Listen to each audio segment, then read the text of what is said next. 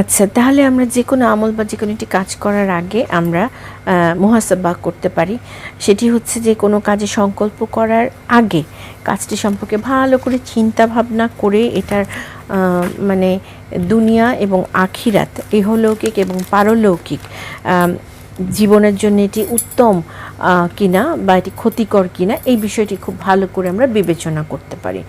কারণ বলা আছে না যে ভাবিয়া করিও কাজ, করিয়া ভাবিও না।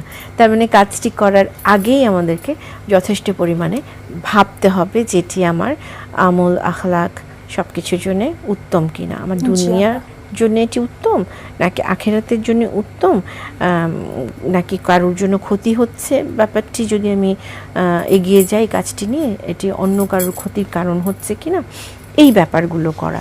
তখন তাহলে দেখা যাবে অনেক কিছু থেকেই আমরা বিরত থাকতে পারবো।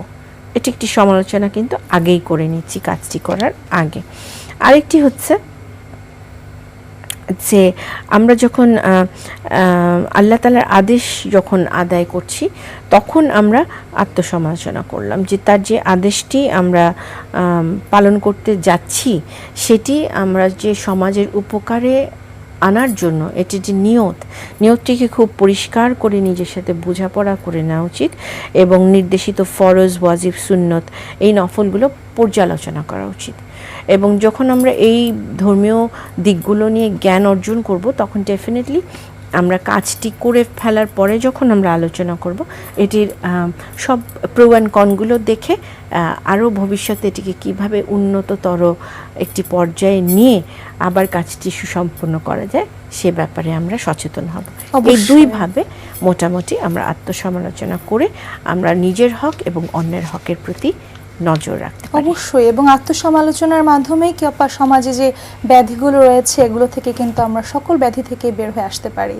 মহান আল্লাহ তাআলা আমাদের কবুল করুন। নিজের সমালোচনা করার অর্থাৎ আত্মসমালোচনা করার যে শক্তি, মনোবল এবং তৌফিক সেটি দান করুন। আপু, আপনিও মাঠে বসে মেসিদের দেখার সুযোগ ছাড়ে কেউ? দেখা হবে মাঠে। পেমেন্টের উন্মাদনা এখন বিকাশে। সর্বোচ্চ পেমেন্টে পেয়ে যান ভ্রমণ খরচ সহ আর্জেন্টিনার ম্যাচ টিকিট, সাথে ক্যাশব্যাক আর ডিসকাউন্ট কুপন।